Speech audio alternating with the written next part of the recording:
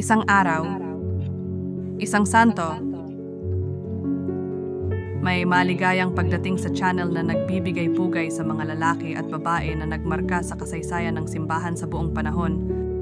Ngayon, 25 ng Mayo, ipinagdiriwang natin si San Gregorio VII Papa. Kamusta?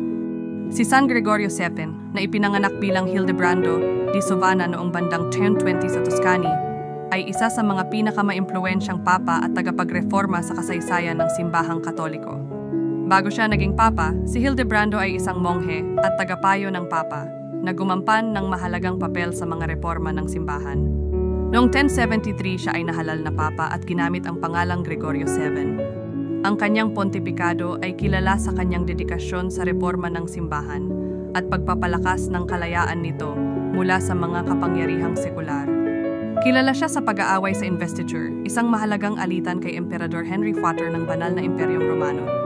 Iginiit ni Gregorio VII ang eksklusibong karapatan ng Papa na magtalaga ng mga obispo na nagdulot sa kanya ng pag-ekskomunika kay Henry IV sa iba't ibang okasyon. Si Gregorio VII ay isang masugid na tagapagtanggol ng pangunahing papel ng Papa at ng moral na reforma ng klero. Nakipaglaban siya laban sa simony, ang pagbebenta ng mga posisyon sa simbahan at ipinatupad ang celibacy ng mga pari. Ang kanyang mga pagsusumikap na linisin at palakasin ang simbahan ay nag-iwan ng pangmatagalang epekto, kahit na ang kanyang pontipikado ay puno rin ng maraming alitan. Namatay siya sa pagkatapon sa Salerno noong 1085 matapos mapalayas mula sa Roma ng mga puwersa ng imperyo.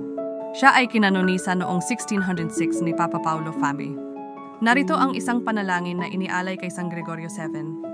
O Diyos, na nagbangon sa iyong simbahan si Papa Gregorio VII upang ipagtanggol ang kanyang kalayaan at isulong ang kanyang reforma, ipagkaloob mo sa amin, sa pamamagitan ng kanyang pamamagitan, ang lakas na manatiling tapat sa iyong mga aral at magtrabaho para sa pagkakaisa at kabanalan ng iyong simbahan.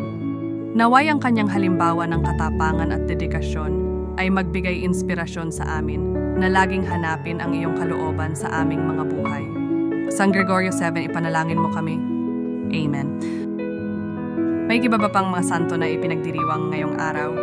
San Beda, ang kagalang-galang, at Santa Maria Magdalena de Pazzi. Ipakikilala namin sila sa aming mga susunod na video. Maligayang pagdiriwang sa lahat ng ipinanganak ngayong araw